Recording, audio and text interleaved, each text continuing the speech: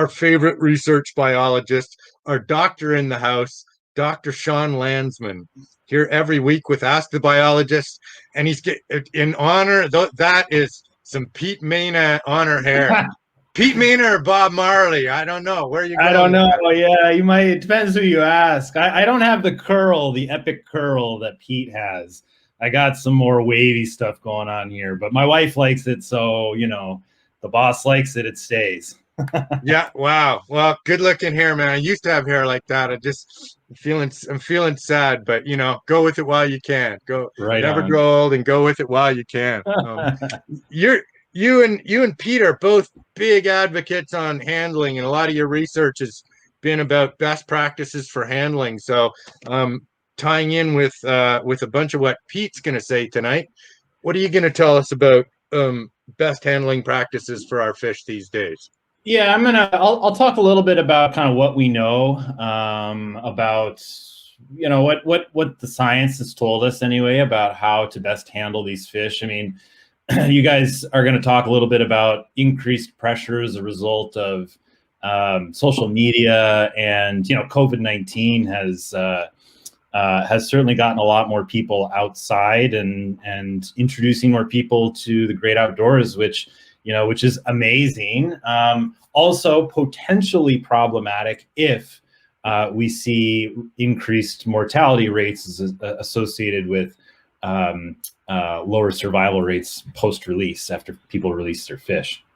So we'll talk, a little bit about some of the best practices and some of my other thoughts about things that I think we can improve upon as we move forward. And I talk a little bit about too what I see as being some upcoming potential issues relative to successful releases and musky fishing. So kind of the future, sort of the next steps. So Mike, go ahead and you can throw out my presentation there. Here we go. I get some variation of this question kind of frequently. What's best for the fish? I got it. I think that was like verbatim.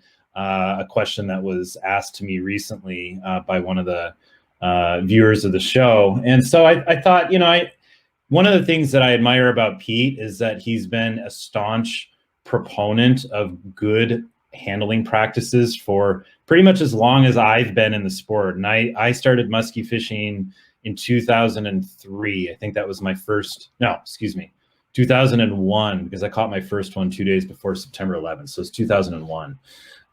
So since 2001, and before that even, Pete has been a big proponent of safe handling practices for muskies. So I want to kind of give a nod to Pete there and his passion, and hopefully Pete can help amplify some of the messaging from this presentation. But let's get into it here.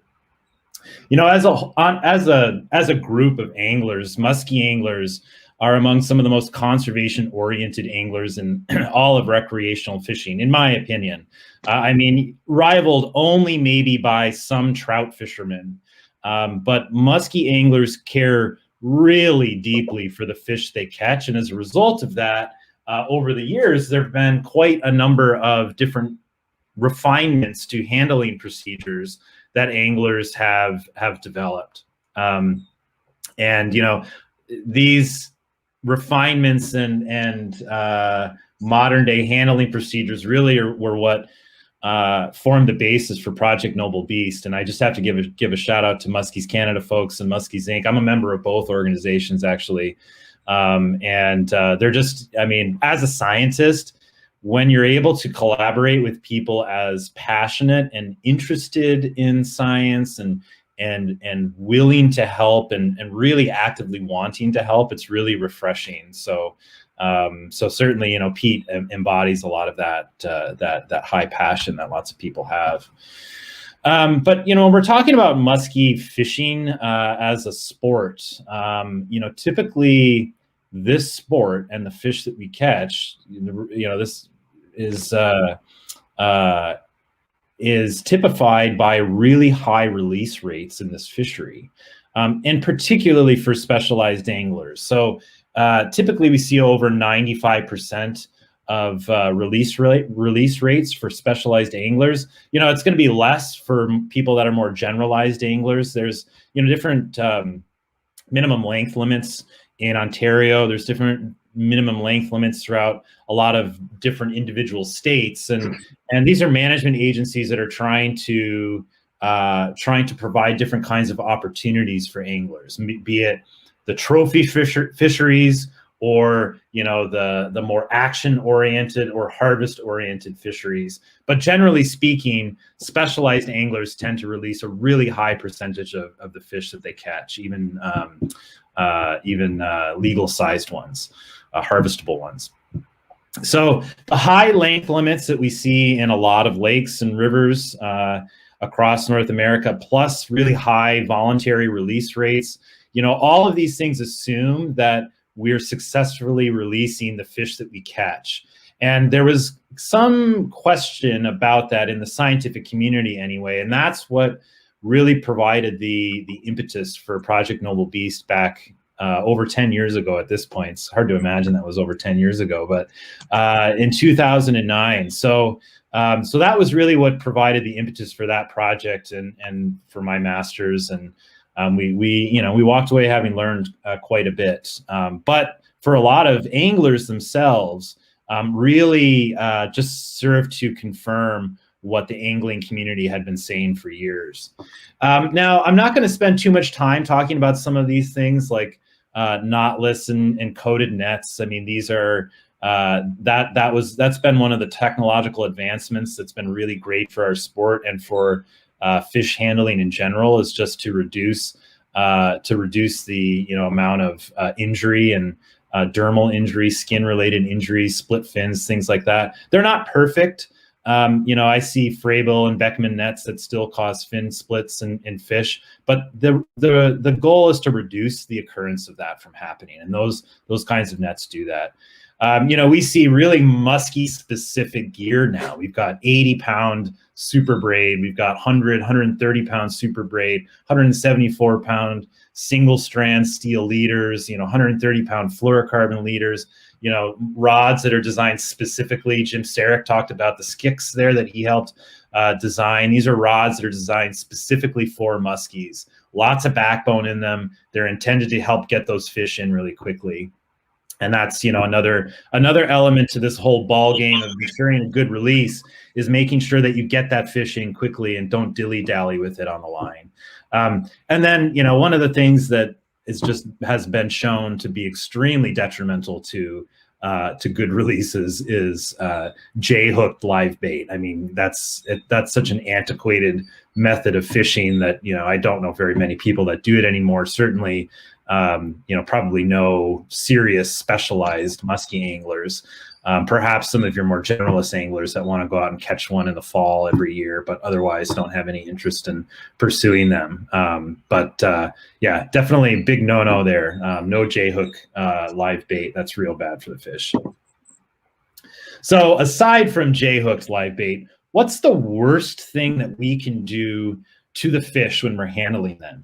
And plainly put, and study after study, this is beyond muskies, across species, the very worst thing we can do is air exposure, is expose the fish to air. Just plainly put, as soon as you take a fish out of the water, they can't breathe anymore. There was a question in the comments last week about, how come fish can't breathe out of water? And that has to do with their gill lamellae collapsing, basically. And they go from having lots of surface area when the water is supporting all those gill filaments to now very little surface area, and you can't get the right oxygen exchange going over the gills, and they basically they can't get any they can't do any gas exchange with their gills there. Now, one thing that I do want to highlight here, and I think that at times we have a tendency to think that muskies are really, really fragile, almost like you look at them funny and they keel over. That's actually really not the case, and that was typified, or I should say exemplified, by the Project Noble Beast. We held fish out of water for 90 seconds. And I was telling Pete this yesterday on the phone that when I was chatting with him, but You know, at first I went, 90 seconds kind of sounds long, but like, is it really that long? The reason we did 90 seconds is we actually pulled anglers from this region, including down the St. Lawrence and the Ottawa and the Rideau. And there was a really wide range of air exposure durations that people had said that they, you know, exposed their fish to. And this was kind of middle of the road. And this involves like measuring and pictures and video and all that. But when I actually went to hold these fish out that were exposed to this treatment during Project Noble Beast, 90 seconds is a long time. We had someone with a stopwatch. And so I'm just sitting there with the fish, you know, holding on to the fish for 90 seconds. If we just did silence for 90 seconds, it would feel like an eternity. And nevertheless, with the 15 fish that were subjected to that treatment, none of them died. So, you know, they can still withstand some air exposure. We don't know where that threshold is, but definitely, you know, the bottom line is the least amount of air exposure possible is the very best thing we can do for the fish. And this whole movement now is something called the Keep Them Wet movement of just, you know, really consider not even taking them out of the water and just leaving them in the water and getting creative shots with the fish, you know, just in the water. You got a GoPro under the water, things like that. Something that I really try and preach to anglers is the need to minimize handling at all costs. So there's two ways I think we can do this. We can reasonably expect to make kind of quote unquote gains in terms of minimizing our handling. One of them is to stop over relying on long nose pliers. So instead of the default being reaching for the pliers and then, you know, yanking on it for a while, and then after a while you're like, I can't get it out with the pliers. Okay, now I'll go to the bolt cutters. Flip that. So I'm guilty of this. I will usually reach for my pliers, but I'm starting to, starting to think that one improvement that I can make as an angler is to maybe take the default to the bolt cutters first, and then, if at all, like if I ever need to use the pliers, maybe it's just to remove a cut hook. You know, after you cut the hook, you don't want to leave it in the fish per se. But the least amount of handling possible relative to unhooking is really good. The other thing to be said too is that fish are not accustomed to being touched. That is not a normal thing for a fish to experience. And so when it comes to actually releasing fish, when I first started musky fishing back in the early 2000s, you know, people were advocating a lot of like back and forth, you know, move the fish back and forth in the water. And then it went from back and forth to, oh, don't do that. Just go side to side, and it creates a little bit of turbulence around their mouth and it gets the water moving and things like that. I am now of an opinion that you just put that fish back in the water and let it go. Just step back, take your hands like this after you put it in the water. There's no need to hold on to the fish any longer than you absolutely have to. And to me, absolutely have to is check to make sure it's able to sit upright. And if it's able to sit upright, then you let your hands go. You know, I don't have any issue with you taking a picture of yourself, you know, posing with the fish and you're looking up at the camera with the fish, you know, hanging in the water like that. That's fine. But don't sit there and move the fish back and forth and side to side and grip onto it for, you know, for minutes at a time or whatever.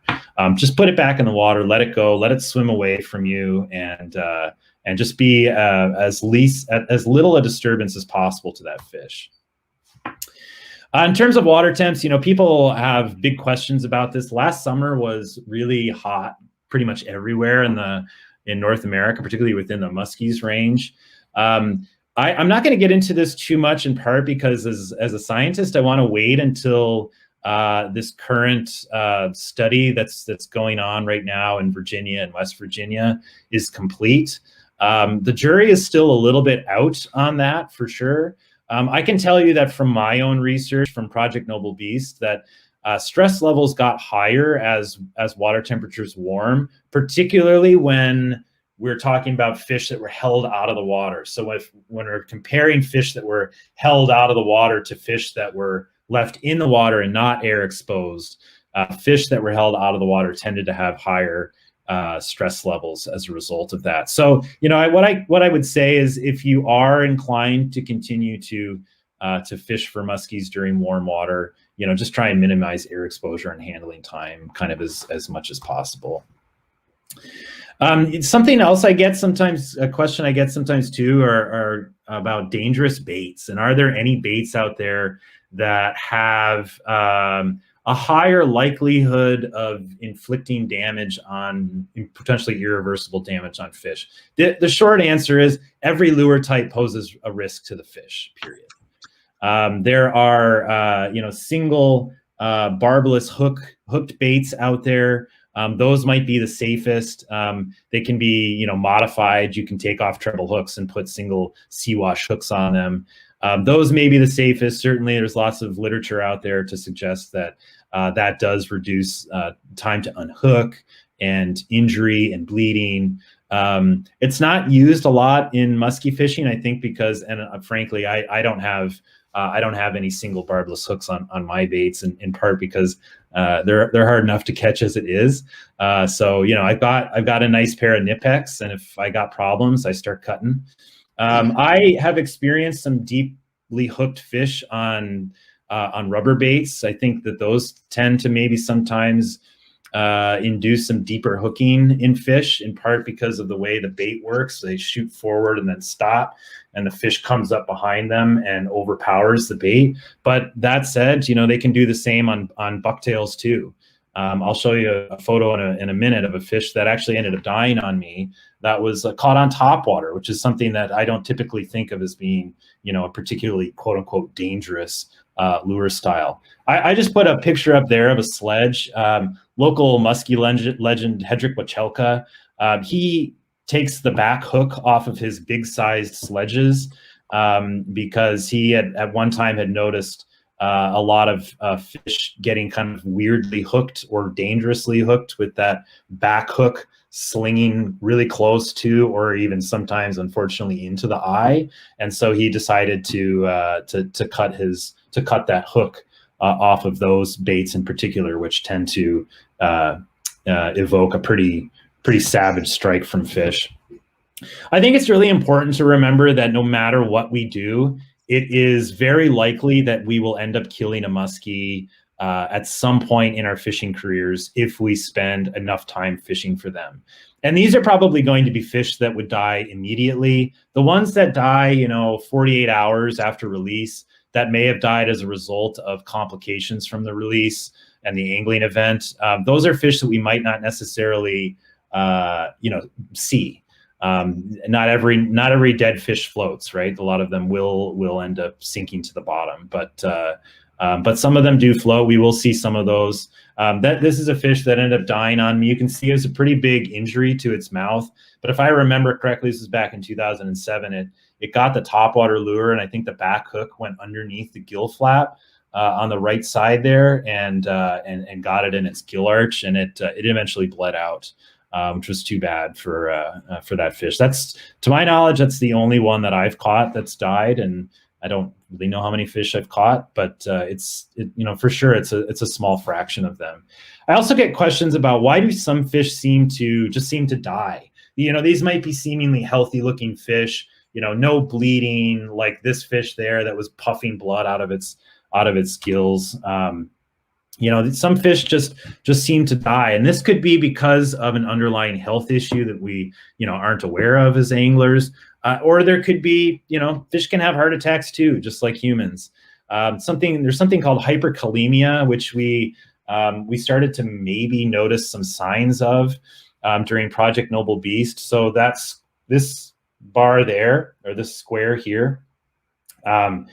These were fish that were held out of water at higher water temperatures. So these were like 70 plus degree water temperatures, up to but not exceeding 77 Fahrenheit, I believe.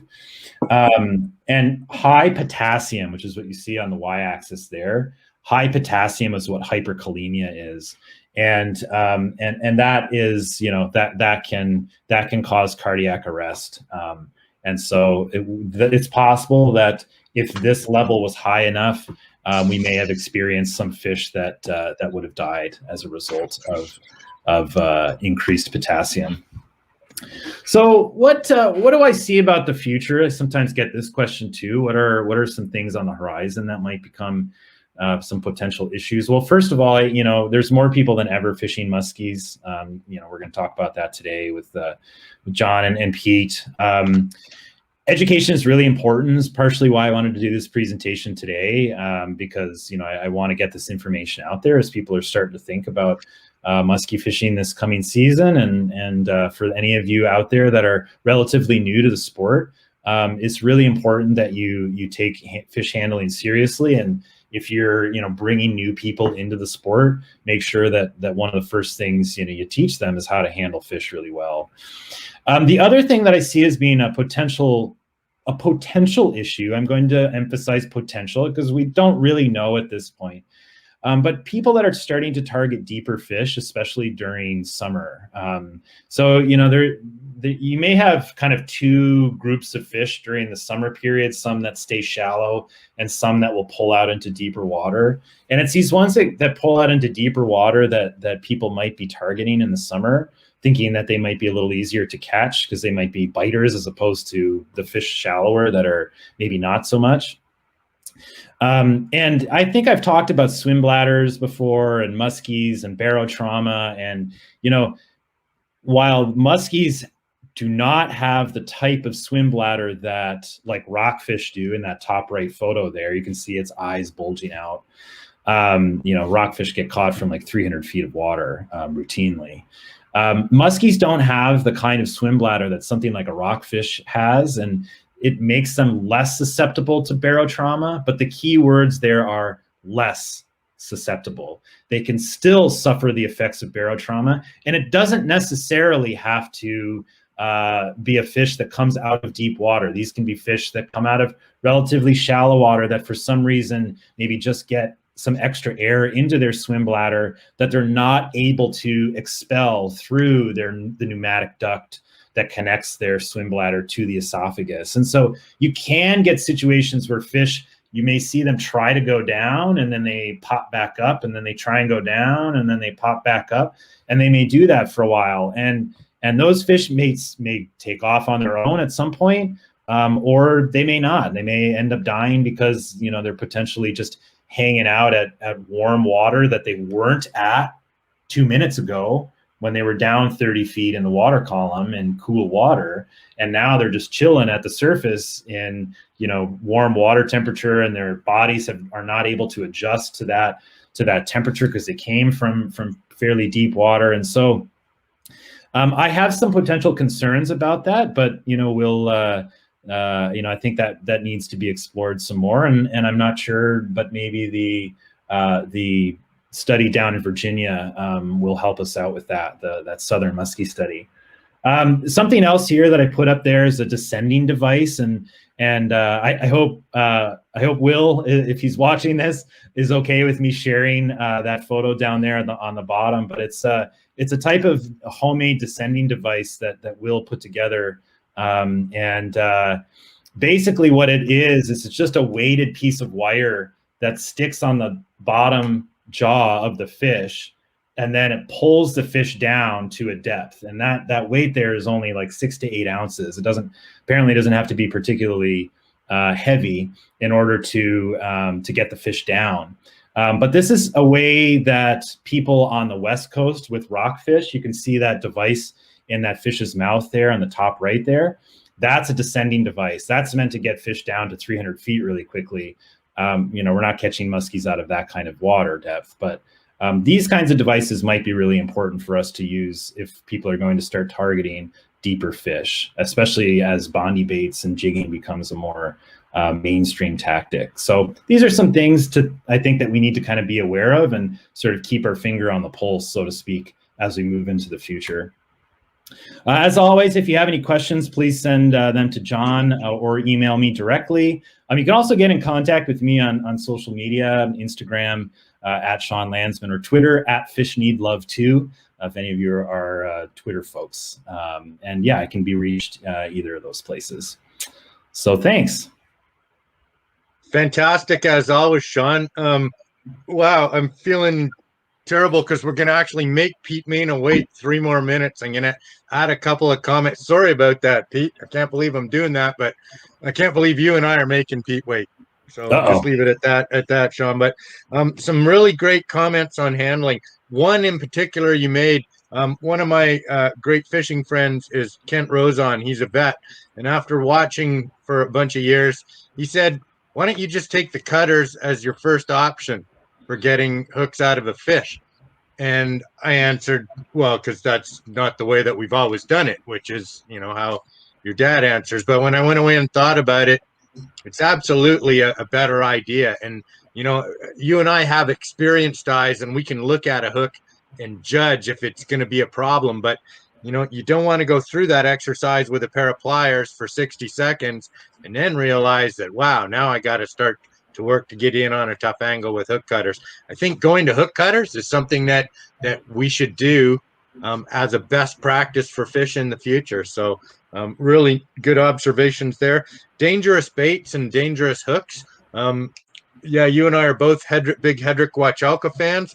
Those back hooks on suics and on sledges, you don't need those most of the year because 19 out of 20 times in the spring, summer, and early fall, your muskie hits a bait in the head, and in the worst case, hits it in the middle of the body. And those back hooks generally only ever get in the way. They don't catch you extra fish until the water starts to get cold in the fall. So, in terms of summer practice and what you can do most of the year, take those big hooks off, take those back hooks off of those big jerk baits. And, giant baits catch giant fish, but when small fish eat a 12 or 13 inch trolled crankbait, my first experience with that is I had a 19-inch Yucca wobbler that sat on my wall on my fireplace for a long time. I took it out. I trolled it for 45 seconds, and a 32-inch fish hit this 19-inch bait and grabbed it by the head, and then the bait turned sideways on the fish because a small fish can't control that bait. So, if you're in a fishery that's got a lot of small fish, it's just not a good idea trolling those big baits. Those big baits are meant for catching big fish. And in terms of release tools, that tool that you were showing for taking a fish down to depth as a guide, I purposely don't fish deep all spring, all summer, and all early fall because we get on a lot of fish, and there's some mortality associated with bringing those fish out of the depth. And there's more and more really cool baits for fishing deeper and deeper. And you and I talked before about what's a maximum depth to take a fish out of, and I think we agreed on 25 to 28 feet. That was kind of our comfort zone, somewhere in there. And in the summer, when the water's really heating up, is that a shallower depth that we want to consider even? Yeah, possibly in the summer. Yeah, getting up maybe towards like 20 feet as opposed to 25. Yeah. So that deep water fishing, it's got its time and its place, but you can't, with more people doing it and with naturally reproducing fishery that we have up here, best practices are really important. So fantastic stuff. A bunch of what you said will lead into our conversation with Mr. Mena. And again, I'm so sorry we made you wait in the background. Yeah, sorry, Pete.